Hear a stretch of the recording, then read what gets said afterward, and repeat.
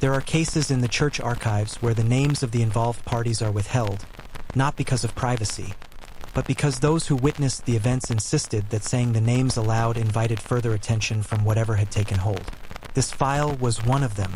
It arrived at the Archdiocese office in an unmarked courier bag, accompanied by several notarized statements, audio recordings, and 2 photographs that investigators later described as physically unpleasant to look at, though nothing about them was graphic. The discomfort came from the expressions on the faces captured in the images and the strange stillness in their eyes.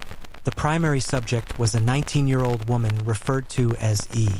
Her family lived in a mid-sized western city, in a narrow, aging duplex not far from a commercial strip. Her mother worked nights at a community health center. Her father had left years prior. Her older brother, L, handled much of the responsibility at home. Neighbors knew them as quiet, private, and entirely unremarkable. Until early August of that year, nothing about their lives suggested anything that would reach the attention of clergy, psychologists, or law enforcement. According to the first statements, the earliest indication that something was wrong began with sleep. E had always been a heavy sleeper. She would wake late and groggy even on weekends. But in August, she began waking before sunrise, pacing the hall, and sitting at the kitchen table without turning on the lights. She told her brother that she thought someone was standing near the bedroom door each night. She insisted she heard breathing that was not her own. Her brother assumed anxiety, nightmares, or stress from school. He bought her herbal sleep supplements and suggested she try meditation videos. She nodded politely and did neither. A week later, E began refusing to sleep in her own room. She dragged a pillow to the living room and slept on the couch, facing the doorway as if guarding against something entering. According to her mother's testimony, E started asking whether the house had always been theirs, and whether anyone had ever died inside it. The mother dismissed the questions as morbid curiosity. The family agreed that something was off but assumed the cause was psychological, academic, or social common issues for a teenager. Events escalated abruptly. During a late dinner one evening, E asked, very calmly, whether anyone in the house had been making offerings. Her phrasing was peculiar and made both family members pause. When asked what she meant, E clarified nothing. She continued eating, though she chewed slowly and stared at her food as though tasting nothing. 3 days later, L discovered an object behind E's bedroom dresser while cleaning. The object was described in records as a small cloth bundle, tied with black thread, containing hair. Not E's hair according to later testing, powdered vermilion, dried leaves, and a fragment of paper-bearing symbols written in a red pigment that analysts later identified as iron oxide mixed with an organic binder. There was no explanation for its presence. The family had not seen it before. The house had no prior tenants known to them. When confronted, E appeared startled. She insisted she had never seen it and began crying shortly thereafter without being able to explain why. The object was discarded in the kitchen trash. L later noted that as soon as he threw it away, E became disoriented. She sat down abruptly on the floor and pressed her palms against her temples. She did not faint but remained silent for several minutes, eyes fixed on the floorboards. That night was the first time E's mother reported hearing voices in the house. She described them as muffled, indistinct, and low. They came from the area of E's bedroom, though when checked, E was asleep in the living room. The air in the room was noted as warm and stale, despite the window being open. The mother forced herself not to wake E and attributed the voices to her own fatigue. The following morning, E refused to re-enter her room entirely. She complained of a scent inside it, something like burning resin mixed with stagnant water. The descriptions varied slightly, but all witnesses used similar sensory language. L verified that he too detected an odor, though faint. He opened the window and left the door ajar, assuming something had spoiled beneath furniture. He made no further investigation that day. Within a week, E's behavior changed in ways that disturbed the household. She became irritable and withdrawn, then suddenly restless. She demanded to know who was calling her. When asked for clarification, she pointed to the bedroom window. There was no one outside.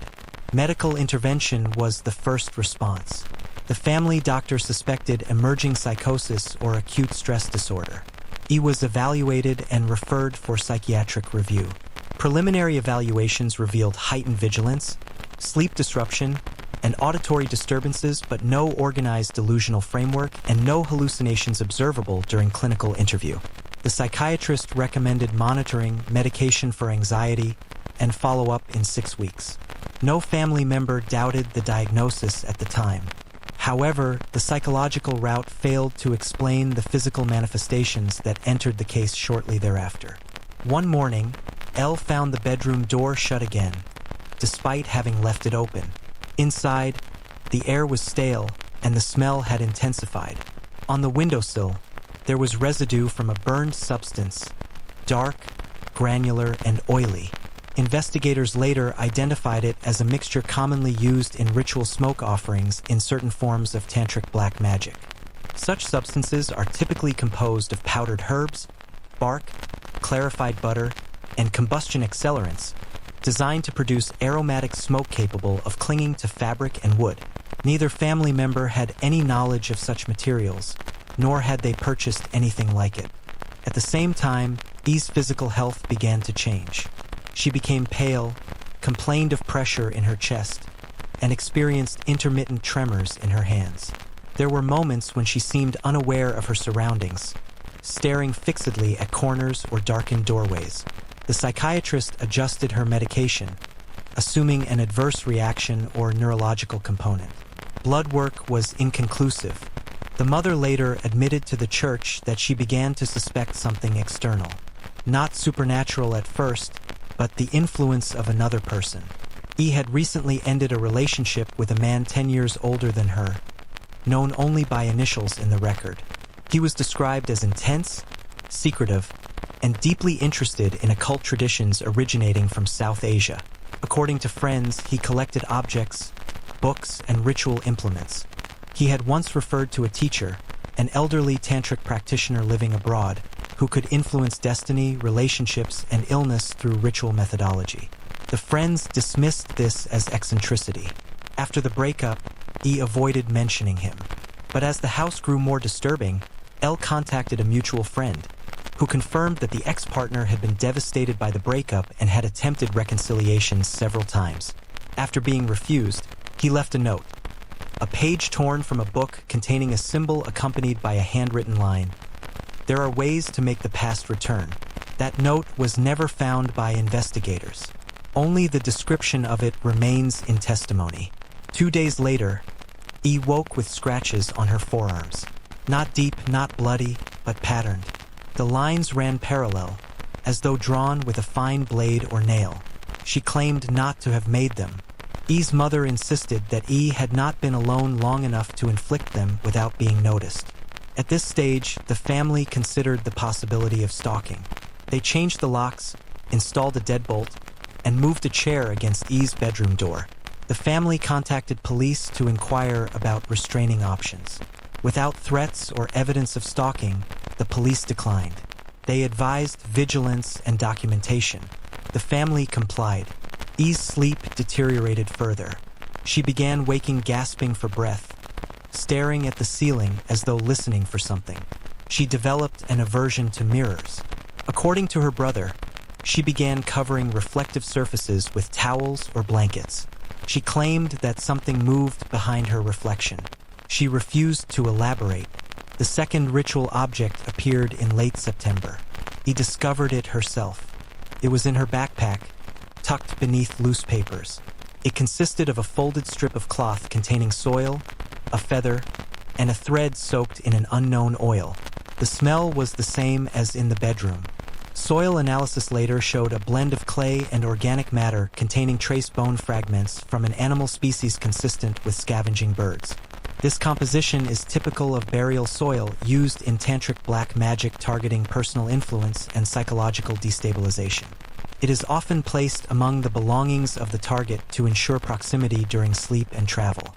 The sudden appearance in E's backpack was inexplicable. The family disposed of it. E reacted with immediate agitation.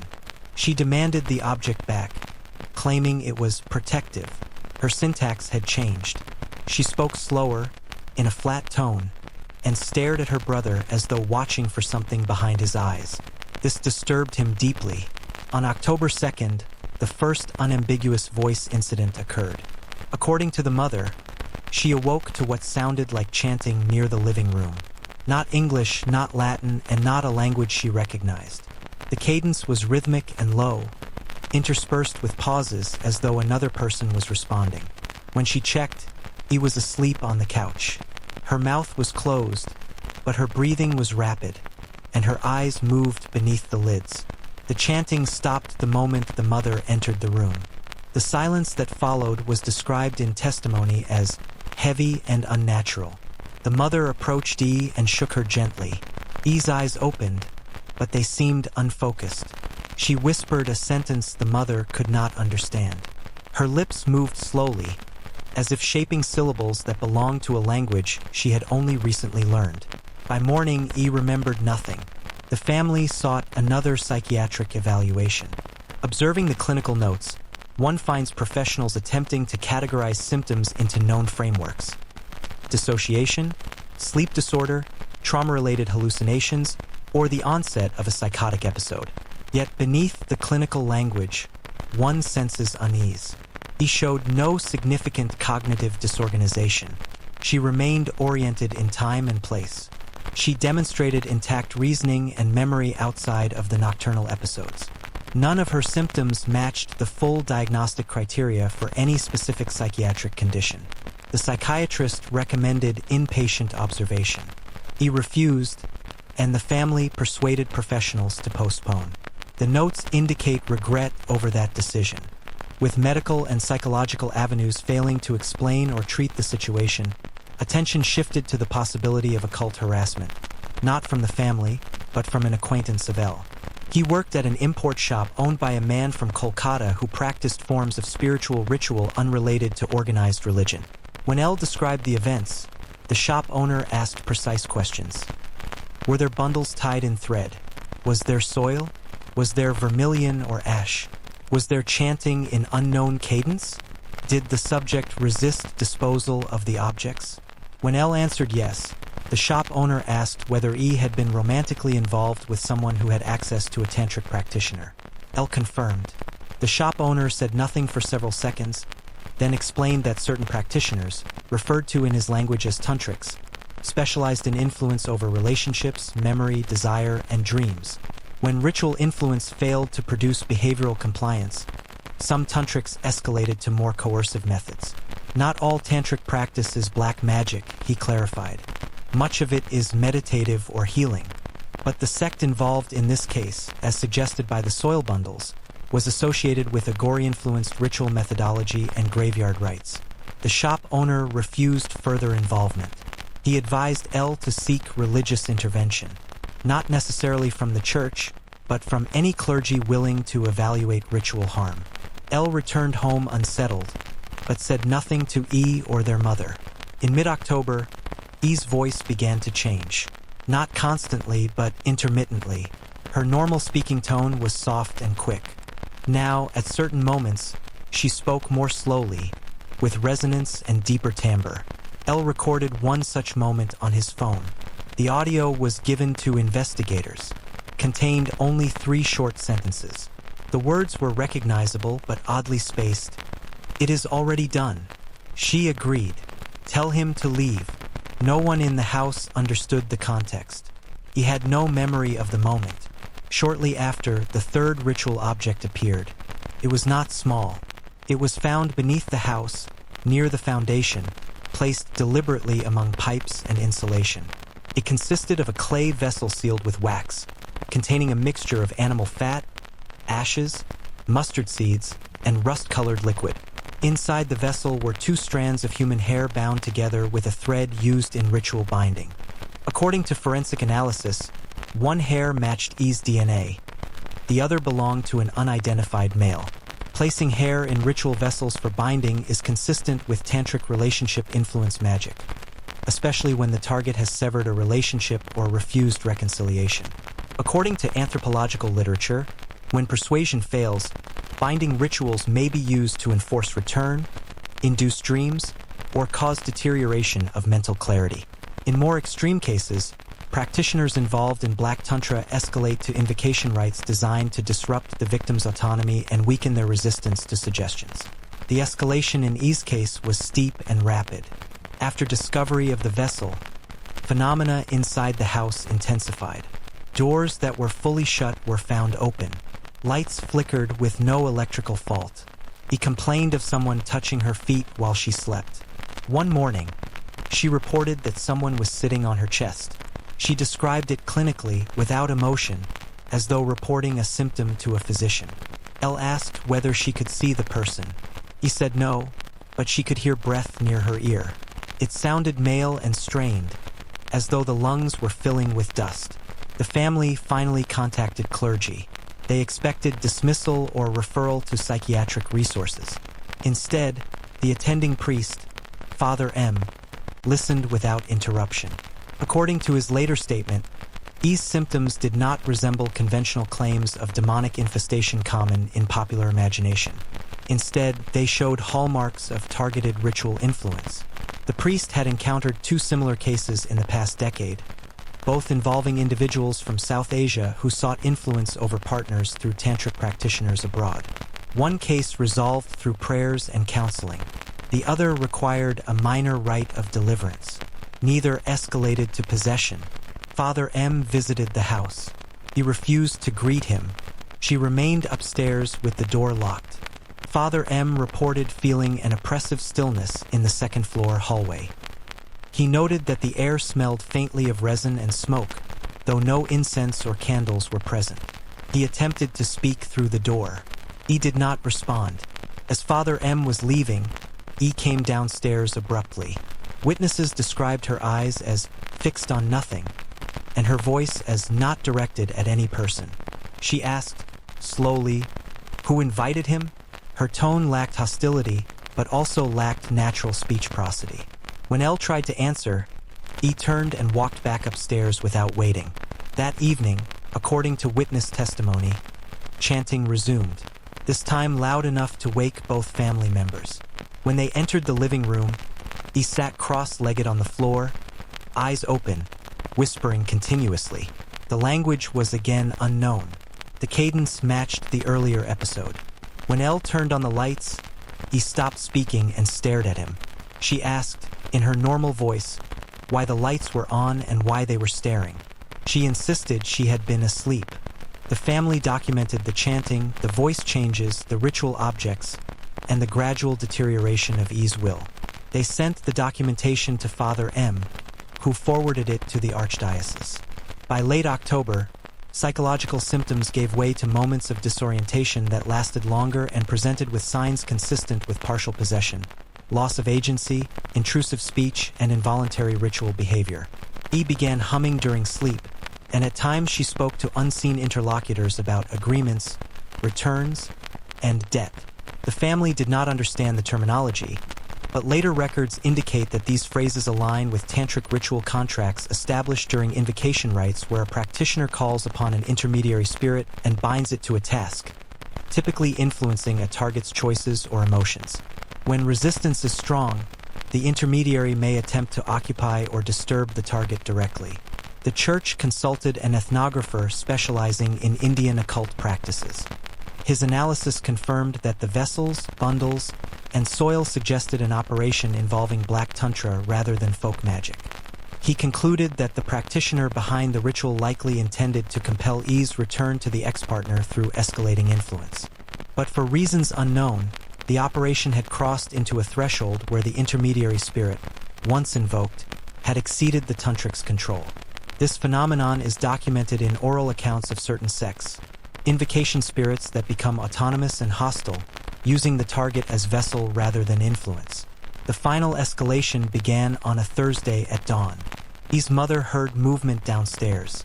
She found E sitting at the kitchen table, staring at the window. The sky outside was still dark.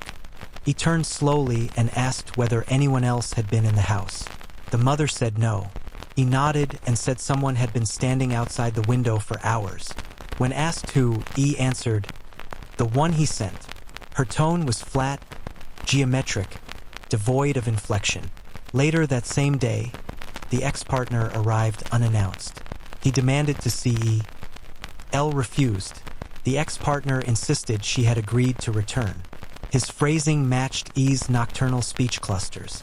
L forced him to leave, threatening police. Before leaving, the ex-partner said something that caused L to stand silent. According to testimony, he said, "Once the vessel opens, there is no refusing." L did not understand the term vessel. The ex-partner left without further explanation.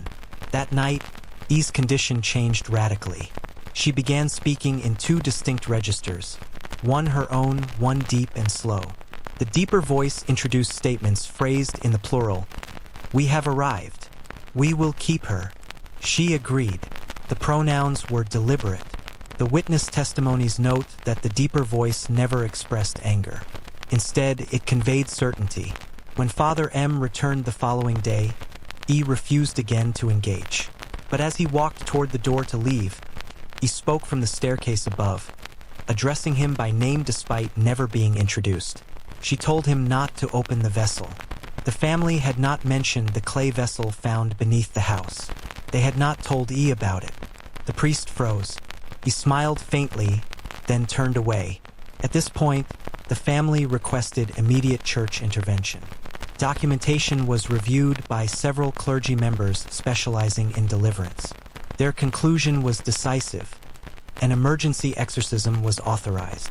There was concern that the intermediary spirit had partially lodged within E's will, using her as a point of attachment. The longer the ritual tension continued, the more difficult extraction would become. The ethnographer warned that tantric spirits invoked in black magic operations often respond violently when confronted by religious rites outside their originating tradition. He advised caution and the presence of multiple clergy. Preparations began that evening. The church arranged for holy water, blessed salt, and crucifixes. The clergy debated whether participation from a South Asian ritual specialist might be necessary to disentangle the tantric bindings. No such specialist could be found on short notice. The exorcism proceeded without one. He did not resist. She sat on the bed, silent, her breathing slow and shallow. The family stood outside the room with the door open. The attending priests began prayers of protection. According to their notes, the temperature in the room dropped slightly and the smell of smoke intensified. E blinked once, then tilted her head as though listening to a distant sound.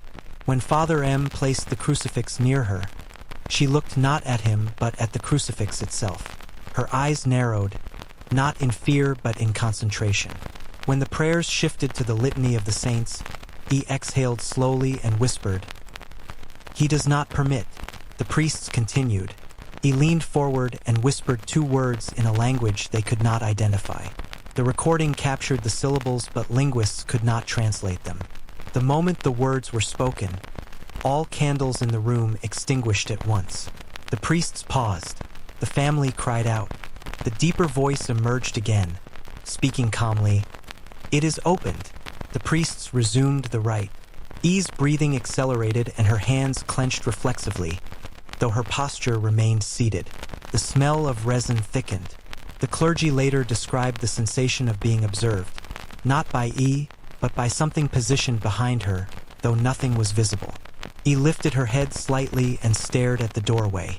She whispered something no one understood, then smiled faintly. What happened next is documented in multiple statements with minor variants but consistent core details. The sound of glass breaking came from beneath the floorboards. The exorcism halted momentarily. The family froze. Father M demanded the lights be turned back on. L ran to the basement door and opened it. The basement remained pitch dark. The priests resumed the prayer. E began humming. The tune was unfamiliar, dissonant, and slow. The humming continued for nearly 20 seconds before transitioning into whispering. The deeper voice returned and said, "He arrives." In the basement, something moved. The sound was not heavy enough to be a person, nor light enough to be an animal. It was deliberate. It paused, then resumed, accompanied by the faint odor of the same ritual smoke that had lingered in E's bedroom. Elle took a step toward the basement stairs but stopped abruptly. The priests commanded the unseen presence to depart. He chuckled softly. Her voice, her real voice, surfaced momentarily and said, "He woke it too soon." The exorcism demanded escalation to the next portion of the rite. Father M raised the crucifix and began a forceful prayer invoking authority. E's posture changed. She straightened her back and her eyes rolled upward slightly, though they did not fully invert. Her breathing slowed again, deep and controlled. The humming returned, but lower, almost inaudible. The deeper voice overlapped it, creating an unsettling double resonance, as if two throats produced sound from a single body. The priests pressed forward. The room's pressure changed, as though the air thickened. Witnesses reported feeling heaviness in their chests. E stared at Father M and whispered the same unknown two words she had used earlier. The priests described a sensation like static across the skin. The candles flickered, then steadied. The whispering ceased. The house fell silent. From the basement came a sound like ceramic tapping lightly against stone. Once, twice, 3 times. Then nothing. E inhaled sharply and her lips parted. The deeper voice said, calmly, "He is here."